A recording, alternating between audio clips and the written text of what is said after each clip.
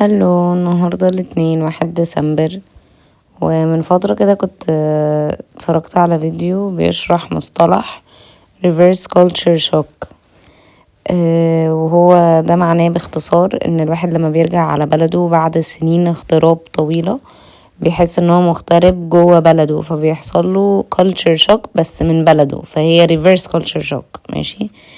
المهم انا كنت دايما بقول فعلا حقيقي انا دايما بحس ان انا اجنبيه في مصر، ومش عارفه ايه. لما كنت بنزل الاجازات يعني من تركيا والحاجات دي كنت بحس ان انا اجنبيه، بس عشان ايه؟ يعني انا قاعده فتره قليله جدا في مصر، قاعده الاجازه ومش بلحق ان انا يعني كنت بحس بحاجات كده. بس المره دي من ساعه ما اتخرجت عمري ما حسيتها بالطريقه دي الا لما فعلا يعني اتاكدت. انا كنت فاكره، كنت شاكه ان انا بحس ان انا اجنبيه وبقول يمكن بس عشان مش مطوله، بس انا دلوقتي اتاكدت بقى، حتى مع اني طولت المره دي اكتر في مصر من ساعه التخرج. يعني قعدت مثلا مش عارفه شهرين مثلا، ده تاني شهر واللي في مصر. بس بحس بيها اكتر، مش بتمصرن اكتر. تمام، يعني المفروض ان انا اتمصرن already at this point، المفروض ان انا بتمصرن في البروسيس. ده this is how اختي بتقولها. ف ان انا ابقى مصرية يعني يا جماعة، المهم انتوا فهمتوا. ف لا، اكتر مرة حسيت فيها فعلا ان انا اجنبية. يعني انا في مرة كنت قاعدة بعيط لبابا بقوله انا لا الناس فهماني ولا انا فهماهم، يعني احنا مش بنفهم بعض. انا بكون في حاجات very random في نص الكلام، ومش بقدر ان انا اسأل يعني ايه، عشان طبعا ده عبط. ازاي ان انا مثلا اسأل واحدة انا معرفهاش وهي بتكلمني وفي نص الكلام قالت كلام كده كلمة مش فاهماها ما اقدرش اقولها. المهم يعني الكلمة ما بتفرقش عادي، انا دي دايما بتحصل معايا مع الموضوع ده، بفهم من الكونتكست. بس احيانا بتحصل بان انا كلمة بتأثر على معنى الجملة، فدي بتبقى مواقف بجد محرجة. يا اما بيحصل بقى مواقف بتكون عارفين اللودينج، اشارة اللودينج اللي هي كده ماشي بتلف حوالين نفسها، بيحصل لي كده في وشي، ببلم فجأة، بكون لودينج تمام وبيكون في لحظة صمت، بحاول استوعب اللي هي قالته، اللي هو استني بس اجمع كده الجملة دي. هي بتكون قالت مثلا، بلاش حتى ادي امثلة عشان انا لا افتخر بالموضوع ده ماشي، بس المهم انها بتكون حاجة يعني مصطلح انا دايما بستخدمه بالانجلش، هي قالته بالعربي بس انا عارفه المصطلح، بس هو ترجمه حرفيه، هي it sounds في مخي ترجمه حرفيه، فانا بكون لودنج الترجمه. ودي حاجه مش حلوه، دي حاجه مش حلوه، اتفق معاكم. انا اصلا البودكاست دي كانت ايه يعني، كانت من الاول خالص انا بحاول ان انا اتكلم فيها عربي 100%. بعدين حسيت اللي هو لا خلاص احنا مش غريبين على بعض، احنا عادي، انا مش بحاول ان انا اتفزلك، هي دي طريقة كلامي عادي، فاهمين قصدي؟ بس يعني طبعا ولحد دلوقتي انا بحاول ان انا ازود اكتر برسنتج العربي في كلامي. تمام. بس الفكرة انه مش بس كده. مثلا يعني في امثله بقى، انا ممكن يعني من هنا لحد بكره الصبح ممكن اديكوا بقى امثله تانية، الحاجات اللي انا اقدر اديها بقى. مثلا انا لسه فاتحه بنك مصري ماشي، حساب في بنك مصري تمام. واول مره بقى يبقى معايا الكارت بتاعي. انا اصلا فكره ان انا كنت بمشي بكاش في مصر دي كانت very uncomfortable بالنسبه لي، يعني بحب ان انا امشي يعني بالكارت ماشي. دي مسألة شخصية برضو، حاجة ملها تفصيلة ملهاش لازمة. المهم انا في تركيا كنت دايما بالكارت، دايما نادرا ما يكون معايا كاش الا بقى يعني لحاجات معينة، فاهمين؟ المهم برضو تفصيلة ملهاش اي 60 لازمة. المهم في مصر كنت دايما بقضيها كاش عشان ما كانش عندي حساب بنكي. المهم عملت الحساب، فجاية اعمل اكتيفيت للكارت، فبكلم خدمة العملاء. المهم بسبب ان حصل عصلجة في المكالمة، اختي بتسحب مني التليفون وتقول لهم ايه انه تتكلم هي بدالي. بس اختي اكبر مني يا جماعة، تمام، اكبر مني بكتير، وهي تعد كأنها امي الثانية ماشي، مامتي التانية. عشان كده هي احيانا هي بتعمل احيانا ادوار يعني معايا، فهتسمعوا يعني سيرتها كتير. ف يعني اخدت التليفون، لولا ان خدمة العملاء قالوا لها ما ينفعش، لازم صاحبة الكارت هي اللي تتكلم، صاحبة الحساب هي اللي تتكلم. يعني كان زماني فعلا لا، خدي انتي كلميهم بجد. المهم فبيقولوا لي بيقولوا لي عشان اعمل اكتيفيت، هو كده اسئله معينه روتين، هي دي اسئله روتينيه لازم يسالوها لكل الناس. هل عندك صك في البنك، حاجه كده مشاركه معانا بصك؟ اقول لهم يعني ايه؟ انا بيسالوني حاجات تانية برضو، مش عارفه هل انتي حسابك مش عارفه ايه، يعني ايه؟ انا مش حرفيا والله العظيم ما كنت فاهمه يعني ايه اللي جاب الصك. مش صك ده اللي هو صك الاضحيه تقريبا، صح؟ مهم يعني ملناش دعوه. المهم ازاي اشارك بصك في البنك واحنا مش في العيد الكبير؟ انا ما اعرف. المهم يا جماعه ده جهل، ده جهل، انا عارفه واعترف ان ده جهل، ودي مش حاجه كويسه، انا فاهمه. بس انا عمري ما تعرضت لحاجه زي كده. انا ليه هروح اسال عن انظمه الصك في البنك؟ ماشي، وانا مش عايزه صك عايزه بنك، عايزه احسب بنكي، بس عايزه اتعامل بكارت. المهم فده كان موقف. كانت سألت أسئلة تانية أنا مش فاهماها، فأنا حطيت الست اون سبيكر وقعدت أختي تنزل بالترجمة وتنزل بالشرح، أو هي اللي بتجاوب لي بتقول لي لا لا لا. المهم الإجابات كلها كانت لا. ماشي، مش عارفة أنا ليه بقول لكم يعني. المهم فبعدين ده موقف تاني برضو حصل برضو حاجة زي كده. موقف بحاسب بقى بالكارت ده، خلاص الحمد لله عملنا اكتيفيت للكارت وايه، اشتغل الكارت الحمد لله. ورايحين بقى السوبر ماركت وبشتري، في مرة قاعدة اسحب مش راضي، مش بيسحب، انا متأكدة ان في فلوس، اسحب مش راضي يسحب. الراجل اقول له ايه ده؟ طب حاول تاني. طب هو طلب منك الباسورد؟ بعدين طلع ان انا اصلا بحاسب بكارنيه النادي انتوا متخيلين ان كارنيه النادي هو بيزاول كده، هو كأنه كارت بنكي. ماشي، مش عارفة ده حاجة ابديت جديد ولا ايه. المهم بعدين برضو موقف تالت، رحت مش عارفة ايه حاجة برضو من الحاجات اللي بيتكتب فيها اسمي، وبعدين كتبت اسمي جنى بالجي. ماشي، في الانجليش هي بتكتب بالعربي والانجليش، كتبت اسمي جنى. دي حاجة بتعصب جدا. يعني ايه تكتبي جنى؟ يعني ايه جنى؟ ازاي تكتبيها بالجي؟ هي بالجي يعني ده الف ب. فما قدرتش امسك نفسي، قمت قلت لها لو سمحت، هي حضرتك كتبتيها بالجي، هي بالجي، هي جنى بالجي. بس قالت لي كده ارتحتي؟ قلت لها ايوه شكرا. قالت لي مبسوطه؟ المهم انك مرتاحه. قلت لها ايوه شكرا. بس الحمد لله ان هي كانت كويسه. بس المهم بعدين انا مش عارفه انا ليه قاعده بحكي لكم المواقف، بس عشان فيد النهارده حصل موقف تاني. احنا بنقدم دلوقتي عشان عايزه اعادل شهاداتي، مش عارفه برضه انا مدخلكم في تفاصيل، بس المهم انتوا مش غريبين برضه، احنا مش غراب خلاص. بحاول اعادل شهاداتي لمصر. ماشي، في مصر قصدي. فبعدين مفروض بقى في ترجمة وكده، مفروض اترجم الشهادات. هي الشهادات بالانجلش اصلا، معرفش احنا ليه مفروض نترجمها بالعربي، ما هم قايلين ممكن بالعربي والانجلش. بس قلنا ايه يعني، حد قال لنا، حتى معرفش مين الحد ده، very random person قال لنا لازم تبقى بالعربي، حتى لو هي بالانجلش لا هم يحبوا العربي. تمام مفيش مشكلة، رحنا المكتب ترجمة وهكذا. الشهادات وحشة جدا، ترجمة وحشة جدا جدا جدا جدا. ما ترجمش ده، منزلني درجات اصلا، مقلل من درجاتي المكتب ده، مقلل من درجاتي مترجم اسامي المواد لاسامي مواد غريبة. المهم دي مش مشكلة، ما عنديش مشكلة لو هو غلط في اسامي المواد، حاجة متوقعة عادي، مواد طبية وعادي اي حد ممكن يغلط في اسامي المواد. انا شخصيا ممكن اغلط في ترجمتها، مفيش مشكلة، بس تسقطني درجات وفي مواد مسقطها لي. المهم مش هنختلف. إيه اللي عملناه؟ قعدنا انا وبابايا 7 ساعات يا جماعة، مش عارفة برضه انا مدخلكوا في التفاصيل. 7 ساعات قاعدين احنا اللي بنترجم الدوكيمنت من اول وجديد عشان بنصلح الاخطاء، فهي قلبت معانا بان احنا بنترجمها من اول وجديد. المهم برضو مش دي المشكلة. انا من كتر عصبيتي مش عارفة اتصرف ازاي مع المكتب الترجمة. رحنا له اليوم اللي بعده عشان نقول له يعني ونشتكي وكده.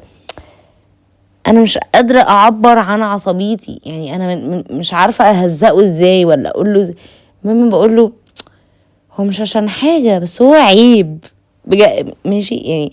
انا فعلا كنت فاقدة الكلام، فاقدة النطق، يعني مذهولة من ان ازاي حد ما بيعملش شغله بضمير كده. ازاي قلة الضمير دي؟ ازاي في كده؟ تمام ممكن تغلط بس مش كده، مش قوي كده. انت لو عملتها بصباع رجلك الصغير انت لو عملتها من غير ما تبص هتبقى مظبوطة. المهم فبقول له حضرتك هو مش حاجة، يعني هو مش عشان حاجة بس يعني هو عيب، يعني احنا خلاص عملناها وكده، احنا فعلا كنا خلاص ترجمناها بس عيب يعني.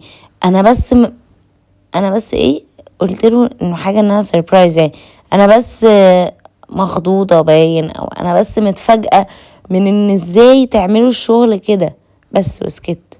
قال لي معلش حقك عليا. ايه ده؟ مهم نعدي الموقف ده. خدنا الشهادات، طالعين على مجلس الأعلى للجامعات اللي هو بيعمل المعادلة بتاعة الشهادات. نطلع. مهم رحنا المشوار ده. مبدئيا لا أحب أن أبدي إعجابي لجامعة القاهرة والقبة. شفت القبة بتاعة جامعة القاهرة دي، كنت بسمع عنها كتير وحاجة فيري راندوم بجد. بس المهم ان انا اول مرة ادخل جامعة مصرية، جامعة في مصر عامة، ادخل يعني انا عمري ما روحت القصر العيني ماشي، مع ان تقريبا عيلتي كلها متخرجة منها يعني. المهم برضه تفصيله ملهاش اي 60 لازمة. المهم رحت وشفت القبة، عجبتني قوي. بعدين انا ايه ده، الله دي حلوة على فكرة، دي شكلها حلو. كنت بجد معجبة بيها. هي دي ما كانتش القصر العيني، دي كانت جامعة القاهرة بس ماشي. انا برضو سألت السؤال ده، هل القصر العيني سيبرت عن جامعة القاهرة؟ اتضح ان مهم برضو معلومة ملهاش لازمة تقريبا، انتوا اصلا عارفين المعلومة دي. مهم فعجبتني يعني الجامعة وكده، وكنت بصراحة مبهورة ان الله كل الناس شكلها مصري، which is obviously كل الناس مصرية تقريبا، معظم يعني تقريبا كل الطلبة او معظم الطلبة مصريين يعني. المهم كانت عجباني يعني الفكرة دي. المهم يعني برضو تفصيلة ملهاش اي 60 لازمة. دخلنا عند المجلس الاعلى للجامعات، فبعدين ايه في كده ادونا ورقة المتطلبات الحاجات. المهم هو طلع اصلا عامة يعني معرفش معلومة ليها لازمة بقى، ان يا جماعة هو اصلا تقديم اونلاين، ما كانش ليه اي 60 لازمة ان احنا نروح المشوار. بس المهم احنا رحنا، يعني رحنا عشان ايه؟ نكون عملنا الواجب وخلاص.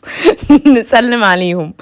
رحنا تقديم اونلاين، وحتى لو الورق معاكم وكل حاجة جاهزة انتوا بتبعتوها بالبريد. قلت لها طب انا معايا الورق جاهز ممكن اديهولكوا، قالت لي لا تبعتيه بالبريد بس. المهم فمش لازم تروحوا، ده لو انتوا يعني هتحبوا تعملوا حاجة زي كده. المهم رحنا، كل اللي طلعنا منه هي ورقة المتطلبات موجودة اونلاين برضو، مش لازم تروحوا تاخدوها، الحاجات الورق اللي مطلوب. فواحدة من الاوراق بيقول ايه باستثناء التعليم من عن بعد. فانا قريتها ايه، مفيش تشكيل طبعا، الكلام مكتوب من غير تشكيل. التعليم من بعد مش عن ماشي، من بعد. فانا قاعده بقول لبابا من بعد ايه يعني؟ يعني ايه باستثناء التعليم من بعد؟ يعني من بعد ايه؟ المهم حاجة تانية، طلع لنا سؤال تاني عن مش عارفة ورقة من الورقات المطلوبة، مش فاكرة كانت ايه. المهم فروحنا، الست قالت لنا اقروا الورقة، لو عندكم اسئلة تعالوا اسألوني. رحنا سألناها في حاجة معينة ورقة، فايه لسه بس بسأل بشاور لها رقم 7، بقول لها كده هو كان رقم 7 ماشي، بشاور لها بس رقم، لسه هبتدي السؤال تقولي هو مطلوب هو كده لازم تجيبيها. قلت لها ايوه حضرتك انا فاهمه، انا متفاهماكي ايوه فعلا، بس انا لسه عايزه اسال. طب عايزه اسال لا يعني اتعصبتي، طب اسمعي السؤال.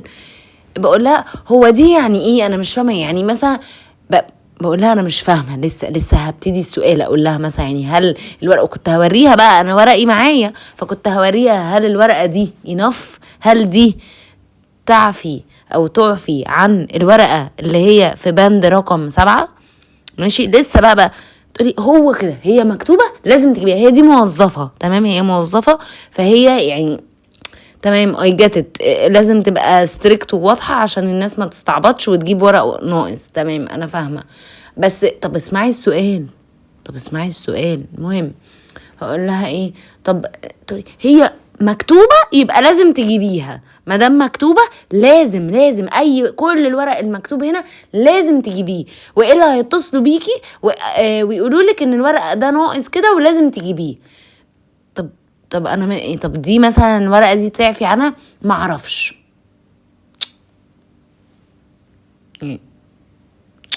بجد. مهم بس المهم رحنا سألنا راجل تاني برضو، معلومة ملهاش اي 60 لازمة، وريته الورقة قال لي طبعا زي الفل، ايوه بس كده هي دي، لو في اي نقص هما بقى هيتصلوا بيكي ويقولوا لك تجيبيها. حقيقي ماشي تمام ترو. انا مش عارفة اصدق مين بقى، هل فعلا اسعى في ان انا اجيب الورقة دي ولا لا؟ لان الورقة دي انا لو سعيت ان انا اجيبها دي انا هبعت للجامعة بتاعتي في تركيا، وانا مش في تركيا، تمام، وصعب جدا، انا مش هقدر اسافر. المفروض ان انا مش عارفه، انا بشتكي لكم همي دلوقتي، ماشي، معلش استحملوا. فانا كده هضطر ابعت اجيب الورقه دي لازم تتوثق، لو جبناها انتوا عارفين يعني ايه تتوثق؟ يعني هنروح لقنبله مشاوير حكوميه. لا انا مش حمل هذا، انا مش حمل كده. هنروح عشان تتختم، وهي ورقه مش مهمه عامه، يعني مش مثلا شهاده او كده، لا هي ورقه كده حاجه مش مهمه يعني. المهم احنا في البروسيس دي بقى قاعدين بنسأل دلوقتي ونشوف. فالورقة لازم لو هتتجاب، ده لو اتجابت اصلا خلال الايام دي، انا كنت متخيلة ان انا خلاص هروح اسلم ورقي والموضوع خلاص ان شاء الله هيمشي، هيقولوا لي مثلا مش عارفة ايه ناقص حاجات بسيطة اقدر اجيبها. بس المهم طلعوا محتاجين الهاي سكول ترانسكريبت. ايه العلاقة؟ ايه علاقة شهادة الثانوي؟ ايه علاقة ان هم عايزين شهادة الثانوي وانا بقدم على معادلة شهادة الجامعة؟ ما انا اكيد دخلت جامعة انا اتخرجت من جامعة، ليه تطلبوا شهادة الثانوي؟ دي اجابة برضو انا معرفهاش. بس المهم اهو بندور برضو على الشهادات المدرسة بتاعتي، يعني ممكن ده يكون طبيعي وانا معرفش، ممكن، مش عايزة اظلمهم برضو يعني. المهم الحمد لله. بس يا جماعة انا حسيت بالريفيرس كلتشر شوك دلوقتي، انا فعلا بحس بالمشكله دي. انا ما بتكلم مع اي حد بجد دايما بيكون في حاجات انا مش فاهماها وما بقدرش اسال، لان بأحرج طبعا بأحرج، ما اقدرش ان انا اسال.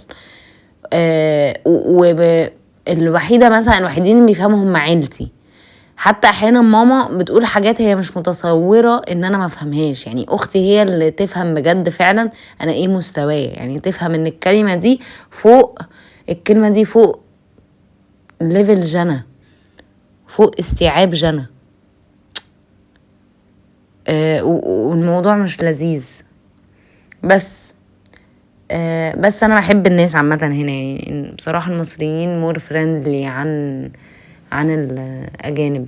وفكره ان هما مور فريندلي دي برضو حاجه على فكره انا مستغرباه جدا، حاجه برضو انا بعاني منها، لان انا مثلا متعوده ان في تركيا مثلا كنت اتصل بالحاجات، يعني انا بقيت دلوقتي انا اللي بعمل مكالماتي كلها. انا الاول كنت بخلي اختي متمصرانه اكتر مني بكتير، اختي عايشه في مصر، تمام، فخلاص هي فاهمه كل حاجه وهكذا، فكنت بخليها هي اللي تعملي كل يعني اي مكالمات، مثلا عايزه احجز ميعاد عند الدكتور، عايزه احجز ميعاد في اي حاجه، بخليها هي اللي تتكلم في التليفون.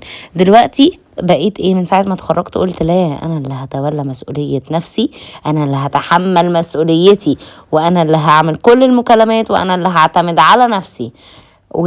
يعني عايزة اقول لكم بجد حاجات، المكالمات بتكون مضحكة، ماشي، بس هو ده اللي انا هقدر اقوله لكم، بتكون مضحكة، ماشي. المهم يعني انا في فعلا مكالمات بضطر اسال الشخص ان هي بقى مكالمه، فاهمين؟ لا انا شايفاهم ولا هم شايفيني عادي، فبقول لهم يعني ايه يعني ايه مش عارفه ايه، يعني ايه الكلمه دي، يعني ايه مش عارفه كذا. المهم من ساعة يعني مثلا كنت بقول لكم ان كنت بتصل مثلا في تركيا وخلاص عادي المكالمه بتنتهي بسرعه جدا، ان ايه، الو لو سمحت، بنخش في الموضوع على طول. الو لو سمحت انا عايزه كذا كذا كذا، او عايزه احجز كذا كذا كذا. هنا بقى افاجئ ان انا بكون داخله في الموضوع، الو لو سمحت انا عايزه يعني كده ماشي، انا بالتركي ليا دخلتي التركيه بقى هنا. اخرنا في التركي في النايسنس صباح الخير مثلا، او جود داي، جود ايفنينج مستر عزام، جود ايفنينج مثلا، تمام. اخرنا ان احنا ايه، جود ايفنينج، جود مورنينج، جود مش عارفه ايه كده. هي دي احنا كده قمنا بالواجب النايس ماشي. هنا بقى بكون انا بدخل في الموضوع في نفس الوقت اللي بيكلمني من الطرف التاني في التليفون، ازيك عامله ايه، كويسه. اما بكون لو سمحت انا عايز ولا هي بتقول لي ازيك عامله ايه، انا معرفهاش ولا هي تعرف ولا هي تعرفني ولا اي حاجه، بس هو كده ما شاء الله، اي مكان ندخله بيقولوا ازيك عامله ايه، وبيبتسموا بجد، مش ابتسامه صفرة ماشي. حتى لو صفرة بتكون يعني على الاقل بيبان الجهد ان هي بتحاول تبقى نايس بجد من قلبها بتحاول. فدي كمان حاجة أنا مش متعودة عليها. أنا بدخل في الموضوع وأنا لذيذة ولطيفة بس مع الناس اللي أعرفها، مش هقعد أهزر ولطف مع شخص أنا معرفوش، تمام. بس عادي بتكلم برضو مع، يعني بقيت إن أنا لأ عادي بتعرف على ناس وكده، مفيش مشكلة يعني. أنا اجتماعية عادي، بحب الناس والله، بس إيه يعني زي ما تقولوا، أنا في كافيه مثلا أجي أطلب ليه، مش هنهزر ونلطف مع بعض يعني احنا اخرنا مع بعض هنقول لبعض الاوردر شكرا عفوا كده. بس المهم اتعودت على مداخلة ازيك، بقيت اسكت، بقيت ادخل استنى الشخص هو اللي يبتدي بقى، ازيك عاملة ايه او ما قايلة الحمد لله كويسة بقى، وادخل في الموضوع. بحاول بقى انمي حتة وانتي عاملة ايه كده، الحتة دي تمام يعني. المهم يا جماعة تفاصيل ملهاش اي 60 لازمة. بس المهم مش بس كده، كمان في فريندلينس غريبة هنا ما بين برضو الصحاب عامة، على فكرة ما بين يعني الأشخاص العادية. إن مثلا حوار إن هنا بحس إن كله بيروح لبيت بعض عادي. يعني مثلا احنا عندنا هو مش عندنا، يعني قصدي لما كنت في تركيا احنا فكرة، يعني عمري ما كنت اتجرأ ان انا اطلب مثلا ان انا اروح اعزم نفسي في بيت واحدة من صحابي اللي هناك مثلا، تمام يعني. غير ان علاقتنا لا تسمح بكده، حتى لو علاقتنا تسمح بكده، يعني مثلا في واحدة احنا كنا دايما بنتجمع عندها في البيت، عمري ما كنت برضو اتجرأ اقول لها يلا احنا بقى المرة الويك اند الجاي ده احنا لما نيجي نخرج نتجمع عندك، لا ما اقدرش. هنا مثلا لا، الموضوع ده عادي، هي مش اللي هو عيب، فاهمين، هو عادي يعني. ناس قمة الاحترام، صحابي عادي، صحاب، وحتى صحاب اختي لما ببص كده اللي هو عادي بيعزموا بعض عند بيوت بعض عادي.